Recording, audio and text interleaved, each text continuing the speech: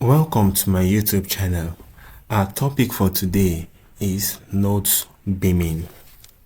Now, these are musical notes. You know, when we did the quavers, remember this is our quaver. It has a head, a stem, and a tail. So most times we don't just leave it to remain like this. We sometimes have to join them together. But let's go from here. When we have two or more notes with a tail, this is what we mean by the tail. With a tail, like the quavers, which are the 8th notes, and semiquavers, which are the 16th notes, next to each other. That is, we have them next to each other. We join their tails together with a beam between the tops of their stems. This simply means that we are going to be joining their tails together. That is, this tail and this tail here will be joined together. Now let's look at beaming of quavers. When we beam 8 notes or quavers together, we join the stems together using their note tails. That is, we're using the note tails. Remember, we have a note head, we have the note stem, and the note tails. For example, 8 notes on their own becomes this. That is 2 8 notes. When you join their tails together, they become this. And if perhaps we have let's say more than two of them, maybe we have about 3 or 4 quavers standing next to each other. Add on my drawing. Well, I will still leave this to look like a crochet because I don't want to draw details and start deleting it again. So these are these are quavers rather. These are quavers. Okay, let me first draw their tails, then I'll take it off. These are quavers. So in order for me to join them together, all that needs to be done is to just draw a straight line here to join them together. So let's assume that these tails are no longer there and they are now joined up here, or let me have it this way, off.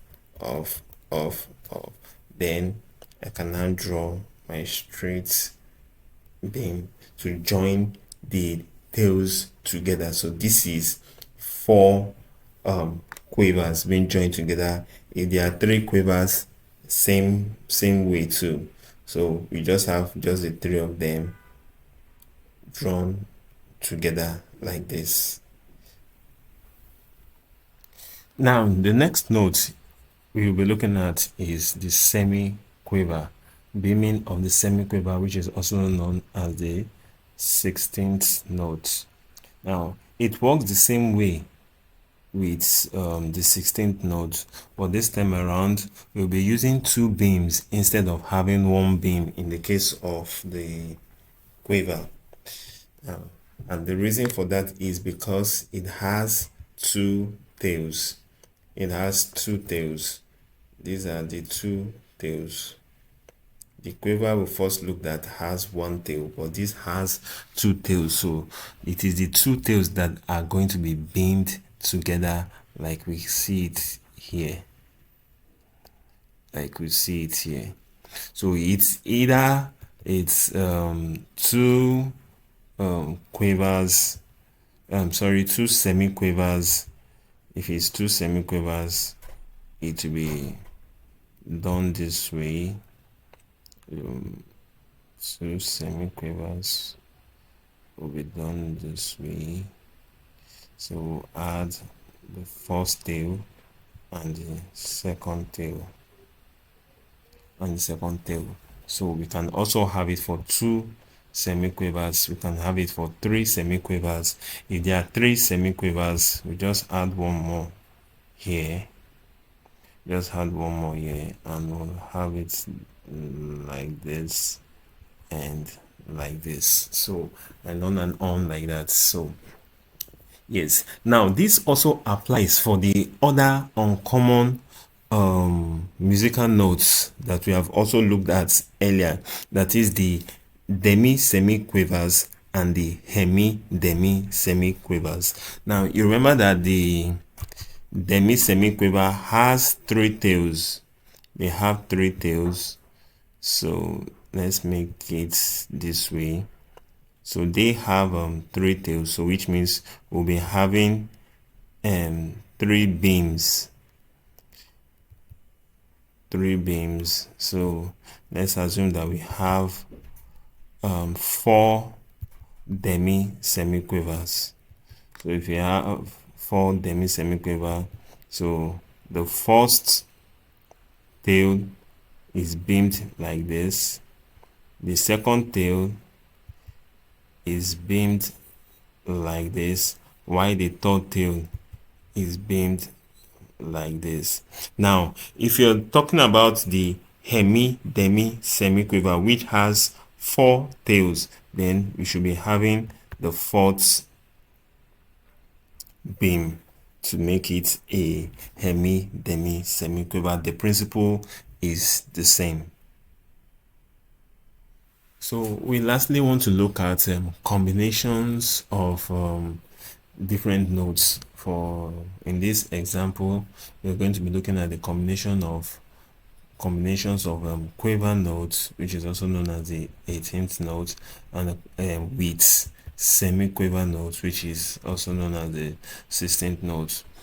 We can have different combinations beamed together, a quiver beamed with a semiquaver beamed with a demisemiquaver, and all of them, they can be mixed together.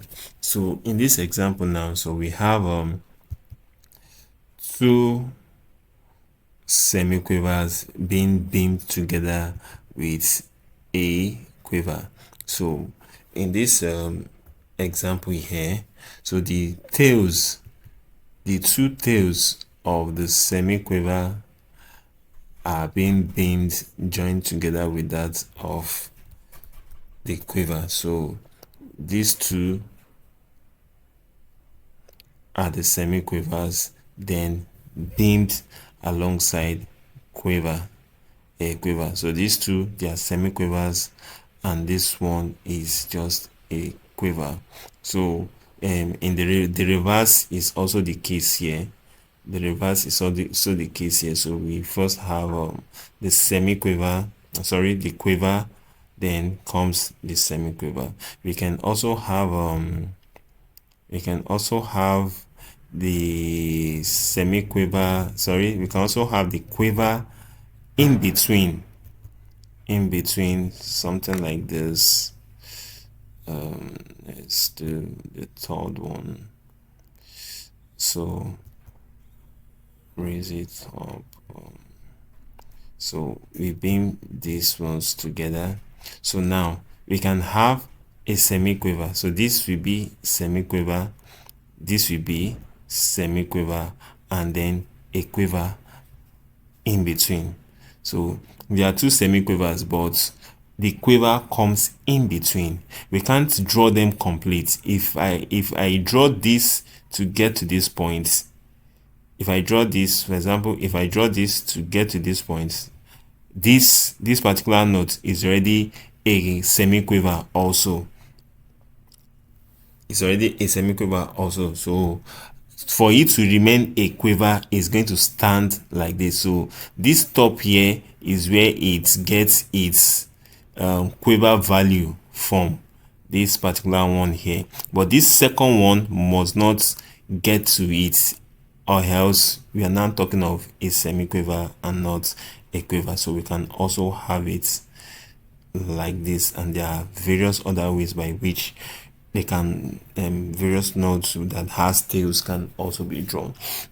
There are some rules There's some rules about how to bin and group notes in different time signatures that will be covered in other lessons, but we have to first of all treat the topic time signatures before we can consider that, so it will come up much later.